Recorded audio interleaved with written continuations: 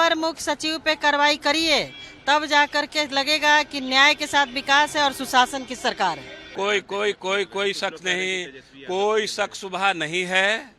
महागठबंधन में बिहार के परिप्रेक्ष्य में राष्ट्रीय जनता दल सबसे बड़ी पार्टी है और पहले भी हम लोग चुनाव, चाहे वो 15 का हो कि 20 का हो कि 24 का लोकसभा चुनाव हो, आदरणीय तेजस्वी जी के नेतृत्व में लड़े हैं, लालू जी के नेतृत्व में लड़े हैं, माननीय राहुल गांधी जी के नेतृत्व में लड़े हैं और आगे भी हम 2025 का चुनाव उनके नेतृत्व में ही लड़ेंगे। आज ईडी की कार्रवाई देखी गई है भवन निर्माण विभाग के इंजीनियर के ऊपर, कैसे देखते हैं? अरे ये तो एक आध दो मामले हैं, ऐसे तो सैकड़ों मामले हैं। पिछले दफा डीओ के यहाँ छापे पड़े।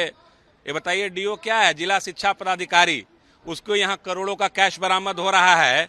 तो यह तो जिनके यहाँ पढ़ा है तो भवन निर्माण के चीफ इंजीनियर रहे हैं तारिणी प्रसाद।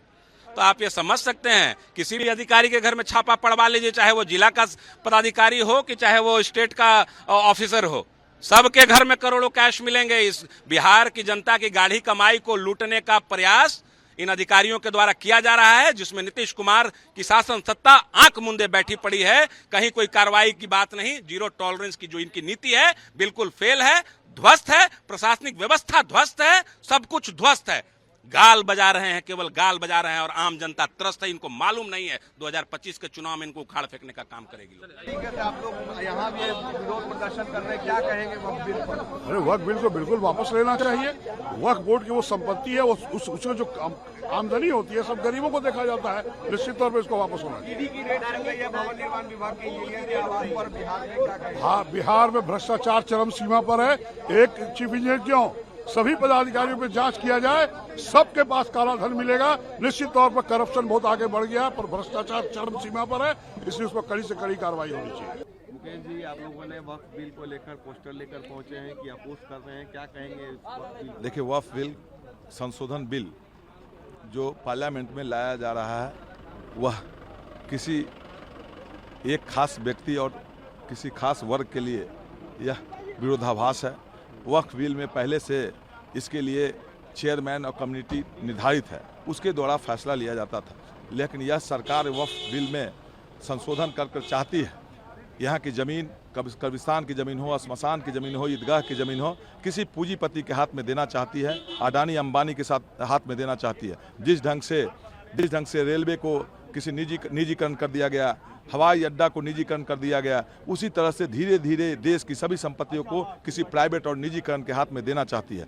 हम राष्ट्रीय जनता दल के लोग इस वक्फ बिल के विरोध में हैं और इसको सदन में अगर सरकार पास भी कराती है तो हम लोग इसको बिहार में धरातल पर अपने नेता आदरणीय तेजस्वी प्रसाद यादव जी, आदरणीय लालू प्रसाद यादव जी के नेतृत्व में इसको जमीन पर लागू नहीं होने देंगे। सत्ता पक्ष कह रही है कि आरजेडी मुस्लिम वोट बैंक की पॉलिटिक्स कर रही है। नहीं, वो तो मुस्लिम वोट और वोट की राजनीति एनडीए के लोग करते हैं।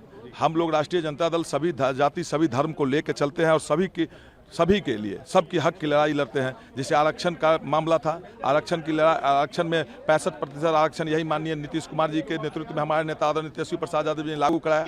अगर उनकी मंशा अनुसूचित जाति वर्ग के लोग के आरक्षण का दायरा बढ़ाने का बात न रहता तो उन्होंने पार्लियामेंट में 9वीं अनुसूची में उनको शामिल करना चाहिए। लेकिन एनडीए की सरकार किसी की सबकी हकमारी कर रही है, चाहे अनुसूचित जाति के लोग के हो या अल्पसंख्यक समुदाय के लोग के हो। हम राष्ट्रीय जनता दल के लोग 65% आरक्षण का भी चाहते हैं, जो 75% आरक्षण हो और उसको 9वीं अनुसूची में शामिल किए करें। गौशाला खोलते हैं और जिनको सुगंध पसंद है, हमको सुगंध था तो हमने इत्र पार्क बनाया। क्या गौशाला खोलने से दुर्गंध फैलता है क्या? कोई दुर्गंध नहीं पड़ता है। गौ हमारी माता है और गौ पालने वाले हम लोग हैं।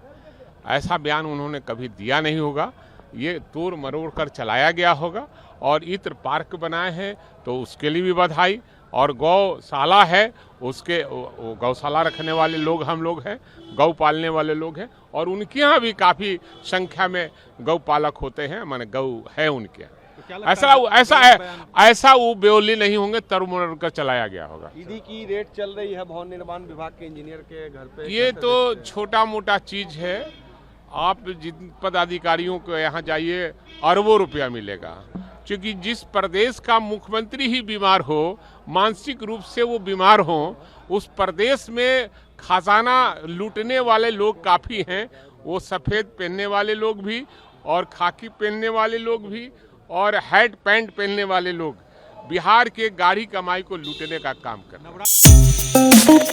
हैं।